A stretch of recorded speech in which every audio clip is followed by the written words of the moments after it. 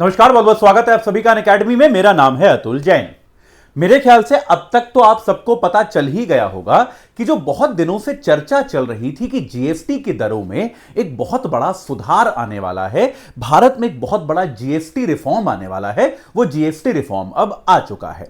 GST परिषद ने अपनी कल की बैठक में भारत में जीएसटी की दरों में बड़े बदलाव की घोषणा कर दी और आज जो है हम अगले 15 मिनट में केवल इस सुधार को डिकोड करने की कोशिश करेंगे। एकदम simple to the point discussion है, कोई यहां वहां की बात नहीं, सीधी सीधी बात करेंगे कि यार ये जीएसटी में जो परिवर्तन हुआ है उसका भारत की अर्थव्यवस्था पर फर्क क्या पड़ेगा और उसकी चुनौतियां क्या हैं। बस ये दो चीजें हम डिस्कस करेंगे आज और कोई चीज डिस्कस नहीं करेंगे। चलिए तुरंत शुरू करते हैं। तो भाई जीएसटी इफेक्ट ऑन इकोनॉमी, भारतीय अर्थव्यवस्था पे क्या असर पड़ेगा। शुरू करने के पहले आपको बता दूं, अगर आप अनअकैडमी के माध्यम से तैयारी करना चाहते हैं तो भैया शिक्षक दिवस की बहुत शानदार, बहुत ही बेहतरीन सेल आई है, लाभ उठाइए। 17,999 में आपको सब्सक्रिप्शन मिल सकता है 12 महीने के एक्सटेंशन के साथ। कोड क्या लगाना है? कोड लगाना है मेरा नाम जो है अतुल जैन। अतुल जैन कोड लगाना है, आज ही जुड़ जाइए और आपको पूरा प्रीलिम्स, पूरा मेंस, पूरे इंटरव्यू की तैयारी कराई जाएगी। इसके अलावा आपको प्री और मेंस दोनों की टेस्ट सीरीज मिलेगी और साथ के साथ कंप्लीट सीसैट आपको कराया जाएगा। अगर आप 2 साल या उससे ज्यादा का सब्सक्रिप्शन लेते हो जो आपको 25,000 का मिल सकता है तो आपको एक एडिशनल बेनिफिट मिलेगा। वो क्या है? अगर आप प्री क्वालिफाई करते हो तो मेंस की तैयारी के लिए आपको हम दिल्ली बुलाएंगे, हमारे अनअकैडमी के हॉस्टल्स में रखेंगे, रहना खाना पढ़ना सब कुछ कंप्लीटली फ्री ऑफ कॉस्ट होगा। और अगर आप किसी कारणवश प्री क्वालिफाई नहीं कर पाते हो, वैसे हम कोशिश करेंगे कि ऐसी नौबत ना आए, लेकिन अगर आप प्री क्वालिफाई नहीं कर पाते हो तो आपको उसके अगले साल का हमारे पूरा क्रैश कोर्स, प्रीलिम्स और मेंस दोनों के क्रैश कोर्स का एक्सेस आपको फ्री ऑफ कॉस्ट मिलेगा। यानी कि आपको एक्सटेंशन के लिए कोई भी फीस नहीं देनी होगी। तो आज ही जुड़ जाइए, कोड रहेगा अतुल जैन और अपनी तैयारी को एकदम सही, एकदम जिसको हम कहते हैं ना, एक औपचारिक आकार दीजिए, एक फॉर्मल तरीके से सही तैयारी शुरू कीजिए।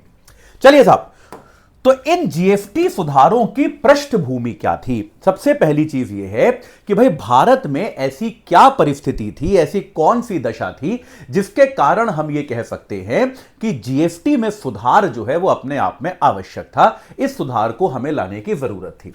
पहला जो बहुत बड़ी आर्थिक चुनौती सबके सामने है वो है अमेरिका के टैरिफ। ये तो टैरिफ पर तो यार हम अब कितने दिनों से चर्चा कर रहे हैं, आप सबको पता है। अमेरिका ने भारत से आने वाले निर्यातों पर 50% टैरिफ लगा दिया है। 25% तो उसने जो कॉम्पनसेटरी टैरिफ था वो लगाया है और 25% उसने लगाया है जो हमने रूस से तेल खरीदा इस कारण से। तो एक 50% टैरिफ जो है वो अप्लाई किया गया है भाई भारत से आने वाले निर्यातों पर। तो निश्चित तौर पर भारत से अब अमेरिका की तरफ जो निर्यात जाता था वो घटेगा, इसमें कोई डाउट नहीं है। उस निर्यात की मात्रा, उस निर्यात की क्वांटिटी जो है उसमें गिरावट आएगी, इसमें कोई संदेह की बात नहीं है। तो अब आपका टैरिफ के कारण आपका जो निर्माता है वो सामान बनाएगा लेकिन वो विदेशों में नहीं बेच पाएगा, अमेरिका में नहीं बेच पाएगा। तो अगर आपके यहां आर्थिक मंदी ना आए, भाई आपका निर्माता का सामान नहीं बिकेगा तो उससे तो आर्थिक मंदी आएगी। आर्थिक मंदी को रोकने का एक तरीका यह है कि आप घरेलू मांग को बढ़ा दो, आप डोमेस्टिक डिमांड को बढ़ा दो। तो डोमेस्टिक डिमांड बढ़ाने के लिए यह बहुत इंपॉर्टेंट चीज है। देखो, जो वृद्धि में अड़चन आती उसको रोकने के लिए आप क्या करोगे? आप डोमेस्टिक डिमांड, आप घरेलू मांग बढ़ाओ। ठीक है, आप घरेलू मांग बढ़ा सकते हो। जो मैंने यहां पर लिखा है कि समाधान क्या है, एक तो आपको घरेलू मांग में वृद्धि करनी है। तो घरेलू मांग में वृद्धि करने का एक सिंपल तरीका यह है कि भैया अगर आप घरेलू बाजार में चीजें सस्ती कर दोगे, जैसे जीएसटी है, जीएसटी को आपने रैशनलाइज किया, जीएसटी का रेट आपने कम कर दिया, तो जो चीज थोड़ी महंगी थी अब वो अपेक्षाकृत सस्ती हो गई। कोई चीज सस्ती होती है, सिंपल सा इकोनॉमिक्स का मांग और आपूर्ति का नियम है, कोई चीज सस्ती होगी तो उसकी मांग बढ़ जाएगी, ये बात क्लियर है। तो अगर कोई चीज सस्ती हुई तो उसकी मांग बढ़ गई। एक तो पहला फैक्टर ये है। दूसरा फैक्टर क्या है? देशवासियों के पास जो प्रयोज्य आय है, प्रयोज्य आय क्या होती है? जिसको हम कहते हैं डिस्पोजेबल इनकम। भाई आपने देखा होगा सरकार का पिछले कुछ समय से वित्त मंत्री निर्मला सीतारमण का यह प्रयास रहा है लगातार कि देशवासियों के पास जो डिस्पोजेबल इनकम है, जो प्रयोज्य आय है, उसमें बढ़ोतरी होती रहे। यह लगातार निर्मला सीतारमण जी का प्रयास रहा है। चाहे वो इनकम टैक्स में कटौती हो, आपको याद होगा इनकम टैक्स में कटौती की गई थी, अब जीएसटी में कटौती की गई है। तो इससे क्या किया जा रहा है? वित्त मंत्री कोशिश कर रही हैं कि देशवासियों के पास कुछ पैसे एक्स्ट्रा रहें, कुछ एक्स्ट्रा पैसे अगर उसके पास रहेंगे तो प्रयोज्य आय अगर बढ़ती है तो उससे क्या होता है, साइक्लिक प्रोसेस है सारा का सारा, पूरी इकोनॉमी साइकिल में चलती है। अगर प्रयोज्य आय बढ़ेगी तो उससे घरेलू मांग बढ़ेगी। भाई आदमी की कॉमन यार ह्यूमन बिहेवियर ही है, आपकी जेब में अगर पैसा एक्स्ट्रा आता है किसी महीने, मान लो आप स्टूडेंट हो, है ना, किसी महीने क्या होता है आपको स्कॉलरशिप मिल जाती है, कहीं से होता था ना भाई, हम सबके साथ होता था जीवन में, किसी महीने कहीं से स्कॉलरशिप मिल गई तो उस महीने आप थोड़ा ज्यादा खर्चा करते हो यार, आप वो चीजें खरीद लेते हो जहां जो आप पहले नहीं खरीदते थे ना, सीधी सीधी बात है। तो प्रयोज्य आय अगर आपकी बढ़ जाती है, डिस्पोजेबल इनकम अगर आपकी बढ़ जाती है, तो आप वस्तुओं की मांग बढ़ा देते हो, आप ज्यादा चीजें खरीदनी शुरू करते हो, जिससे इकोनॉमिक साइकिल ऊपर जाती है। तो इकोनॉमिक साइकिल में चुनौती क्या थी, अमेरिका, और उसका समाधान क्या है, समाधान हमें अंदर ढूंढना है। इसके लिए मेरा एक टर्म है जो आप हमेशा यूज कर सकते हैं, वो है समाधान की आत्मनिर्भरता। ये आप मेरा नाम मत लिख के आना एग्जाम में, लेकिन बाकी आप ये शब्द लिख के आ सकते हो कि हम क्या चाहते हैं, हम समाधान की आत्मनिर्भरता चाहते हैं, कि आत्मनिर्भरता वास्तविकता में समाधान की है, कि भैया ये जो प्रॉब्लम आया है इसका सॉल्यूशन हमें इंटरनली ढूंढना है, इसका सॉल्यूशन हम एक्सटर्नली नहीं ढूंढना चाहते, इसका समाधान हम इंटरनली ढूंढेंगे। समाधान की आत्मनिर्भरता ये एक बड़ा इंपॉर्टेंट फैक्टर है। ये बात क्लियर हो गई? तो भाई ये आपकी समस्या, आपकी जो है समस्या हो गई, और ये उसके समाधान की अप्रोच हो गई। तो अब किया क्या गया है भाई, देखो जीएसटी के दरें जो थी भारत में, जैसा पहले भी पता है, बड़ा कॉम्प्लिकेटेड था, बड़ा कंफ्यूजिंग था, बहुत सारे रेट थे। तो पहले क्या था आपको मैं बता चुका हूं, 5%, 12%, 18% और 28% जीएसटी होता था। इसमें से 12 को खत्म कर दिया गया है और 28 को खत्म कर दिया गया है। 12% वाली चीजें या तो 5 पे गई हैं या और कम 0 पे चली गई हैं, एक आध चीज पे बढ़ा है। 28% वाली चीजें या तो 18 पे गई हैं या फिर उनमें से भी कुछ चीजें 5 पर आ गई हैं और कुछ पर आगे जाके फिन गुड्स पर टैक्स बढ़ा दिया गया है। तो कुछ ऐसी वस्तुएं हैं जिन पर 40% टैक्स रहेगा, लेकिन वो मतलब आप ये मानो कि हम जैसे आम लोग प्रयोग नहीं करते। वो या तो आम लोग क्या प्रयोग कर सकते हैं, तंबाकू टाइप की चीजें जो नुकसानदायक हैं, या तो वो चीजें हैं, या फिर अति लग्जरी जिसको हम कहते हैं सुपर लग्जरी चीजें जो हैं वह उनको यहां पर लाया गया है। तो आम नागरिक में अगर आप देखें तो यार देखिए, सरकार ने इसको भी, जीएसटी परिषद ने इसको भी केयरफुली चुना है कि कौन कौन से सेक्टर्स को राहत दी जाए। पिछले कुछ समय से आपने ऑटो सेक्टर के स्ट्रेस के बारे में सुना होगा कि यार गाड़ियां जो हैं, ऑटोमोबाइल सेक्टर जो है भारत का, वो संघर्ष कर रहा था, उतनी बिक्री नहीं हो पा रही थी, ऑटो सेक्टर संघर्ष कर रहा था। बहुत ज्यादा बड़ी राहत दी है, क्योंकि गाड़ी बेटा महंगी चीज होती है, याद रखिएगा, और गाड़ियों पे अगर आप जीएसटी घटाते हो तो बहुत बड़ा फर्क पड़ सकता है, मतलब ग्राहक को लाखों रुपए का फर्क पड़ सकता है। गाड़ियों पर, लग्जरी बड़ी गाड़ियों के अलावा बाकी सामान्य गाड़ियों पर 28% से 18% जीएसटी कर दिया गया है। अब ये मानकर चलिए, तो अगर आप 10 लाख रुपए के आसपास की गाड़ी खरीदने की फिराक में थे तो आप ये मान सकते हैं कि 60-70 हजार रुपए का फर्क आपको उसमें निश्चित तौर पर पड़ेगा। क्योंकि अगर आपकी गाड़ी अभी जो 10 लाख की थी उसमें 28% जीएसटी इंक्लूसिव था, 28% जीएसटी उसमें जोड़ा गया था, यानी कि इसका मतलब क्या था कि वो गाड़ी वास्तविकता में 7.5 लाख की ही थी, उस पर 28% जीएसटी लग रहा था। अब वो जीएसटी खाली 18% लगेगा, तो 70-75 हजार रुपए का फर्क आपको पड़ना तय है। तो देश में गाड़ियों की कीमतें गिरेंगी, गाड़ियों की कीमतें गिरेंगी तो यार जो एक मतलब जो लोग गाड़ियां खरीदना चाहते हैं, लेकिन गाड़ियों में तो यार कीमत ज्यादा होती है, कीमत जिनको रोकती है, टू व्हीलर्स में भी ये किया गया 28 से 18%। तो गाड़ियों, आपका ऑटोमोबाइल सेक्टर जो है उसको एक बहुत बड़ा पुश मिलेगा, इसमें कोई दिक्कत नहीं है, कोई डाउट नहीं है। संघर्षरत उद्योग था ये, इसको राहत मिली है। कृषि क्षेत्र में जो ट्रैक्टर हो गया, कृषि मशीनरी हो गई, 12% से 5% कर दिया गया है। पहले 12% था, अब केवल 5% जीएसटी हो गया है। तकरीबन सारे खाद्य पदार्थ, चाहे वो नमकीन हो, चाहे वो बिस्किट हो, चाहे वो सॉस हो, है ना, इन सभी हमारे आम लोगों की किचन में जो खाद्य पदार्थ पाए जाते हैं, लगभग सभी पे जीएसटी अब घटा के 5% कर दिया गया है। पहले ज्यादातर पे 12% था, उस जीएसटी को घटा के 5% कर दिया गया है। तो आपका हमारा किचन का बिल जो है वो निश्चित तौर पे हर महीने कम होगा, इसमें कोई डाउट नहीं है भाई। करीब करीब 7% खर्चा हमारे किचन की सामग्री का कम हो जाएगा। ठीक है। इसके अलावा आवश्यक पर्सनल केयर का जो सामान होता है, आपका साबुन हो गया, तेल हो गया, शैंपू हो गया, इस तरह की चीजों पर भी जो पहले जीएसटी लगता था आपका 12% के आसपास, वो अब घटा के 5% कर दिया गया है। तो आपका खाने और नहाने दोनों का खर्चा डेफिनेटली कम होने जा रहा है। देखिए यहां पे हर बात को इकोनॉमी में जोड़िए। मैंने क्या कहा था, प्रयोज्य आय बढ़ेगी। आपका किचन के खर्चे में अगर कुछ हजार रुपए महीने के बचने शुरू हो गए, बाथरूम के खर्चे में कुछ हजार रुपए या 1000 रुपए आपके महीने के बचने शुरू हो गए, 500 रुपए बचने शुरू हो गए, तो आपकी क्या बढ़ रही है, प्रयोज्य आय, डिस्पोजेबल इनकम।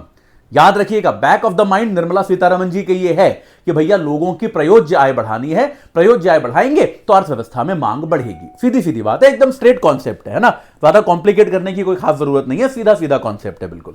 ठीक है, चलो आगे बढ़ते हैं। सबसे इंपॉर्टेंट भाई मेरे विचार में दो चीजें बहुत इंपॉर्टेंट करी गई हैं। एक तो सीमेंट पर अब तक 28% जीएसटी था, 18% कर दिया गया है।